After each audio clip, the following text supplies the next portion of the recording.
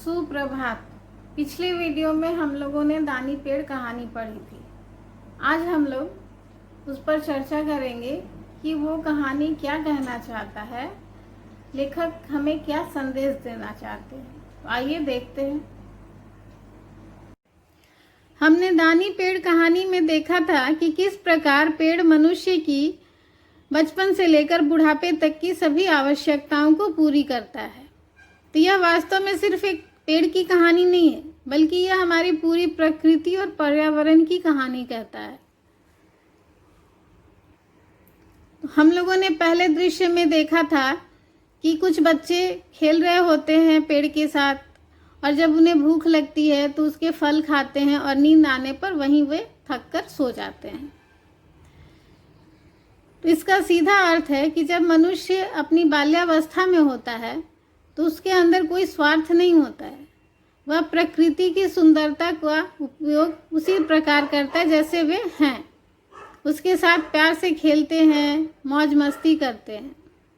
छोटे और अबोध बच्चे जो हैं पर्यावरण और प्रकृति को नहीं हानि पहुंचाते हैं, उनका वो सर्वोत्तम उपयोग करते हैं। छोटे बच्चे प्रायः प्रकृति प्रेमी होते हैं। उन्हें रंग बिरंगे फूल, पत्तियां, पेड़ पौधे बहुत ही लुभाते हैं, आकर्षक लगते हैं। उनका सांसारिक आवश्यकताओं से कोई लेना देना नहीं होता है। वे प्रकृति को उसके वास्तविक रूप में प्यार करते हैं। दूसरे दृश्य में हम लोग देख रहे हैं कि मनुष्य बड़ा हो चुका है और उसकी ज़रूरतें और इच्छाएं भी बड़ी हो चुकी हैं, और वो अपनी इच्छाओं और आवश्यकताओं के वशीभूत पेड़ को काट रहा है।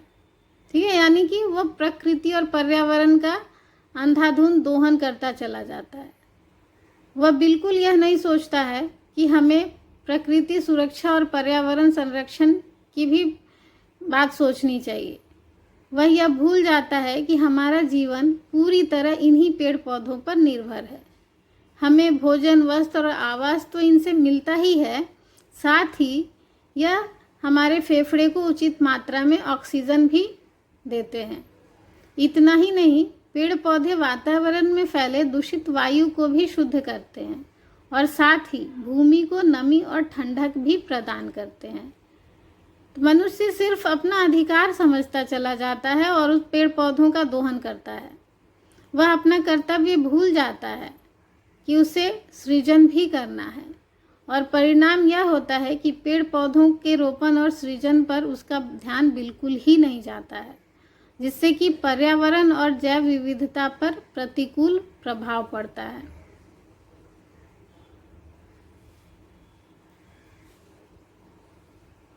तीसरे दृश्य में हम लोग देख रहे हैं कि एक बूढ़ा व्यक्ति पेड़ की ठूंठ पर बैठा है। यह वही बालक है जो कभी पेड़ के साथ खेला करता था। अब उसकी ज़रूरतें और इच्छाएं समाप्त हो चुकी हैं। उसे सिर्फ आराम की ज़रूरत है, और उसकी इस ज़रूरत को भी पेड़ ने ही पूरा किया। इससे यह स्पष्ट है कि प्रकृति अपने निकृष्टतम स्वरूप में भी, अपने विकृत रूप में भी सभी प्राणियों की रक्षा करता है और उनके लिए महत्वपूर्ण है। यह प्रकृति और पर्यावरण हमारे जीवन की सबसे अनमोल धरोहर हैं। यह हमारे लिए वरदान है। इस कहानी से हमें यही सीख मिलती है, यही इस कहानी का निष्कर्ष है कि प्रकृति और पर्यावरण पर ही सभी जीव जंतुओं का जीवन निर्भर करता है। पेड़ पौधे सभी प्राणियों के लिए प्राण वायु का काम करते हैं। प्रकृति हमें अप्रत्यक्ष रूप से प्यार करती है, स्नेह करती है, दुलारती है, हमारी रक्षा करती है, हमारे लिए भोजन, वस्त्र और आवास की व्यवस्था करती है। इस तरह प्रकृति हमारा पालन पोषण एक माँ की तरह करती है, और इसलिए यह हमारी माता है। अगर ऐसा कहें तो बिल्कुल भी गलत नहीं होगा। हम जितना प्रकृति और पर्यावरण को सुरक्षित और समृद्ध रखेंगे, उतना ही हम भी सुरक्षित और समृद्ध होंगे। अतः प्रकृति के दोहन से अधिक हमें उसके संरक्षण और सुरक्षा के प्रति सचेत रहना चाहिए। हमें अपनी सृजनशीलता और रचनात्मकता का प्रयोग प्रकृति और पर्यावरण की समृद्धि के लिए करना चाहिए। हम लोग अक्सर सुनते हैं कि भूकंप आया, कहीं कहीं बाढ़, कहीं सूखा, तो यह सब इस प्रकृति के असंतुलन की वजह से ही है। तो हमें प्रकृति के संरक्षण पर अवश्य ध्यान देना चाहिए।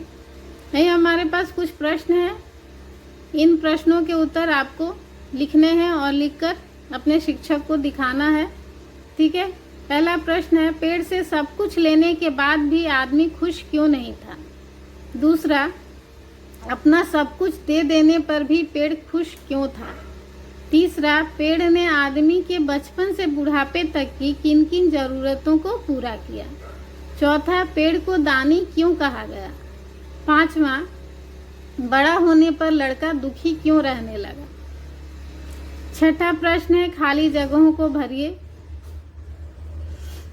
क, पेड़ छोटे लड़के से डैश करता था। ख, वह पेड़ के साथ डैश खेलता था। ग, मुझे पैसों की डैश जरूरत है।